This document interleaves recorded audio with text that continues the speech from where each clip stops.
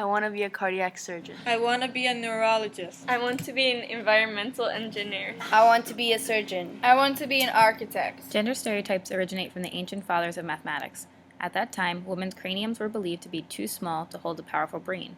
However, in her article, Lise Eliot combats gender stereotypes. As a result of recent research, neuroscientists have found more similarities than differences in male and female brains. Eliot states, although psychologists can measure statistically significant distinctions between large groups of men and women or boys and girls, there is much more overlap in the academic and even social emotional abilities of the genders than there are differences. As all teachers know, gender is not a predictor of student achievement in a particular subject. However, male students are continuously scoring lower on standardized tests in reading and writing than female students, and women are continuously underrepresented in STEM fields like computer science and engineering. These current trends in certain subjects have made gender a focus for research in the STEAM fields. In reading, the differences in achievement between boys and girls seem to be universal. In the United States, the gap is apparent across races, ethnicities, and social economic status. But is this difference in achievement due to a child's innate ability, or can this disparity be traced back to interest and motivation? From birth, boys and girls are stereotyped. The boys are given more active toys, while girls are given more relational toys. These sexist toys help boys learn spatial awareness while girls practice their communication skills, giving boys an edge in the STEM fields and girls a head start with language. While boys are struggling in reading and writing, girls are straying away from certain fields in science, technology, engineering, and math. According to Hillbronner, women represent 57% of all students receiving a bachelor's degree, but less than 20% of degrees in engineering are awarded to women. Again, neuroscientists have found minimal differences between the brains of men and women. So why are women greatly underrepresented in fields like computer science and engineering? Recent research has found that gender stereotypes begin as early as 5th grade. Although the female students are not necessarily performing worse than the male students in math, the female students lack the self-confidence in their abilities, leading them to pursue alternative fields. Societal perceptions of the stereotypical person in certain fields deter men and women from pursuing those careers. Participants in a recent study described a typical computer scientist as a middle-aged man who wore glasses and a lab coat and worked alone running experiments. These masculine fields therefore become unrelatable to female students. Currently, I am a teacher at the International School of Aruba.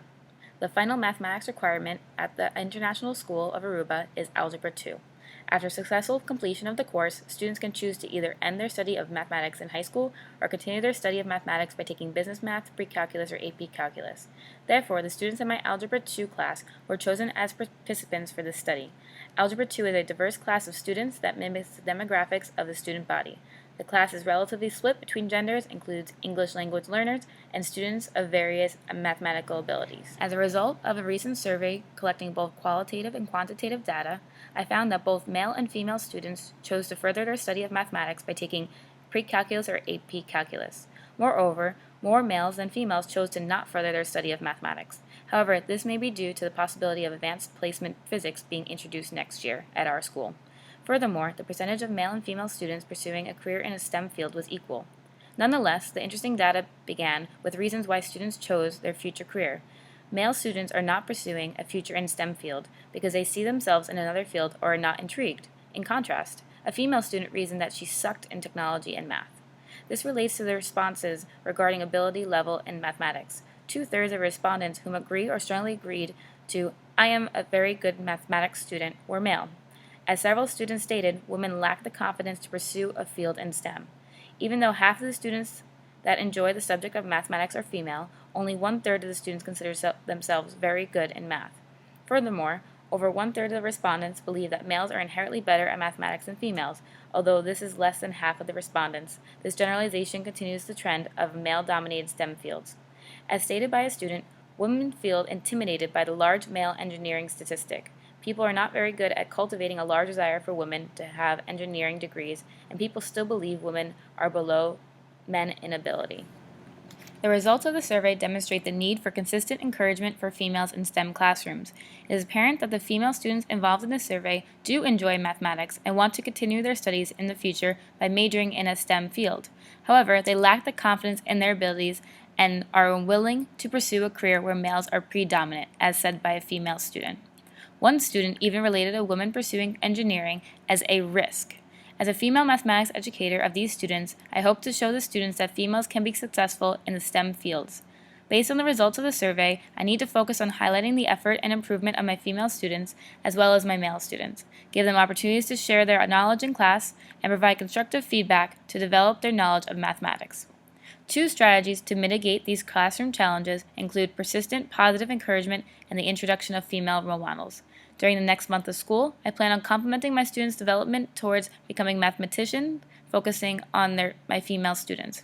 I will use the Common Core standards for mathematical practice in order to stress the importance of process and perseverance rather than innate ability. Since low self-efficacy in mathematics begins in 5th grade, it is highly important that parents and teachers continually remind the female students of their good mathematical performance, giving them assurance in their ability in mathematics, as stated by Bayong. In addition, I will have the students research successful females in STEM careers. The students will present their findings to their peers, therefore introducing many female role models into the classroom. As some research demonstrates, female role models in STEM fields have influenced a female student's decision to pursue a STEM career, as shown by Sanders' studies. In order to assess the effectiveness of these interventions, I will survey my female students' attitude towards mathematics before and after the interventions. Additionally, I will ask their thoughts about their future in relation to a STEM field. The differences in achievement between men and women in the varying fields are obvious. We can no longer blame the achievement gap solely on the biological makeup of men and women. The integration of the subjects in a STEAM curriculum will help to mitigate these differences in order to level the playing field between men and women. Educators will play a crucial role in this educational turning point.